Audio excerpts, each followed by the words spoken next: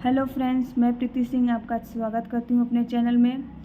ये वही नोट्स है जिस नोट्स के ज़रिए मैं यूजीसी नेट्स का एग्ज़ाम क्वालिफाई की हूँ। चलिए हम लोग देखते हैं हिंदी भाषा और उसका विकास।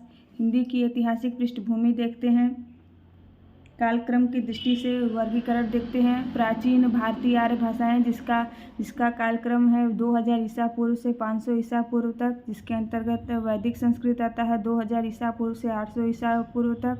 दूसरा लौकिक संस्कृत आता है, लौकिक संस्कृत को ही संस्कृत कहते हैं, 800 ईसा पूर्व से 500 ईसा पूर्व तक।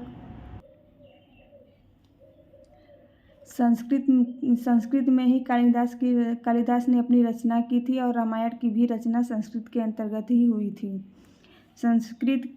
वैदिक संस्कृत में ध्वनियों की संख्या 52 थी, जिसमें स्वरों की संख्या 13 और व्यंजन की संख्या 39 थी। हरदेव बाहरी ने भी वैदिक स्वर 14 माना है। वैदिक संस्कृत श्लिष्ट योगात्मक भाषा है और वैदिक संस्कृत 3 भागों में वर्गीकृत है। संहिता, ब्राह्मण और उपनिषद इसके अंतर्गत आते हैं। लौकिक संस्कृत के अंतर्गत रामायण की रचना हुई है और कालिदास ने अपनी रचना की है, और पाणिनि ने अपनी ग्रंथ अष्टाध्यायी की रचना इसी वैदिक संस्कृत के अंतर्गत किया है। मध्यकालीन आर्य भाषाएं, जिसका समय है 500 ईसा पूर्व से 1000 ईस्वी तक।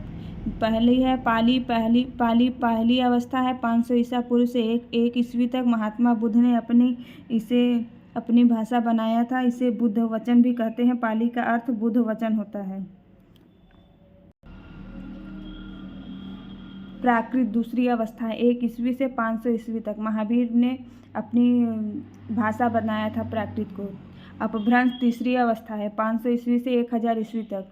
सौरसेनी राजस्थानी हिंदी। आर्ध मागधी पूर्वी हिंदी के अंतर्गत आती है। मागधी बिहारी हिंदी के अंतर्गत आती है। रामचंद्र शुक्ल जी ने हिंदी साहित्य का इतिहास में कहा था, प्राकृत की अंतिम अपभ्रंश अवस्था हिंदी साहित्य की आविर्भाव से माना जाता है। अपभ्रंश के विषय में रामचंद्र शुक्ल जी ने ये कहा था। अब हम लोग देखते हैं अर्धमागधी पूर्वी हिंदी, मागधी बिहारी हिंदी। प्राकृत के कुल 5 भेद हैं और अपभ्रंश के कुल 7 भेद हैं। अब हम लोग देखते हैं अपभ्रंश और उसकी विशेषताएं। अपभ्रंश को उकार बहुला भाषा कहा जाता है। अपभ्रंश योगात्मक भाषा थी। अपभ्रंश को उकार बहुला भाषा कहा जाता है। अपभ्रंश वियोगात्मक भाषा थी, अर्थात स्वतंत्र पर संयोगों का प्रयोग होने लगा था।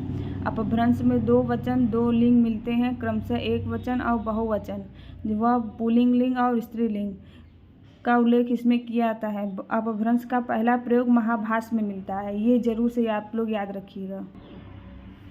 अब हम लोग देखते हैं अपभ्रंश, अवहट और पुरानी हिंदी में संबंध।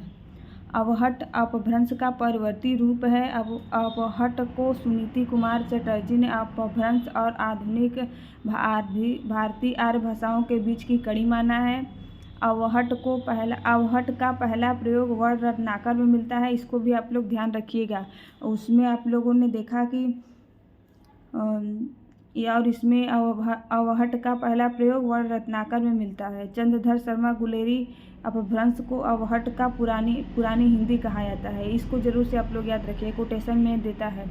नामवर सिंह ने अपभ्रंश को 2 भेद किए हैं, पूर्वी और पश्चिमी। आधुनिक आर्य भाषाएं और उसका वर्गीकरण।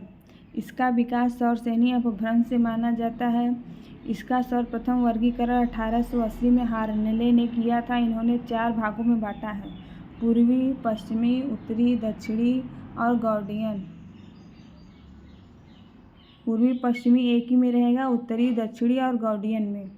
अन्य विद्वानों ने जैसे गृहसन ने इसे 3 भागों में बांटा है, बाहरी, मध्य, भीतरी उपशाखा के अंतर्गत इसे रखा गया है। सुनीति कुमार चटर्जी ने इन्हें 5 उपशाखा के अंतर्गत बांटा है, उदिच्य, प्रदिच्य, मध्य, दाक्षिणात्य।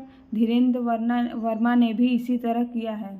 भोलानाथ तिवारी का वर्गीकरण इम्पोर्टेंट है, जिन्होंने 5 प्रकार में बांटा है, सौरसेनी, मागधी, अर्धमागधी, महाराष्ट्री और ब्राह्मण। हरदेव बाहरी ने 2 भागों में बांटा है, हिंदी और हिंदीतर। तो फ्रेंड्स, हम लोग अब अगले वीडियो में मिलेंगे नेक्स्ट टॉपिक के साथ। तब तक के लिए फिर मिलते हैं। Thank you.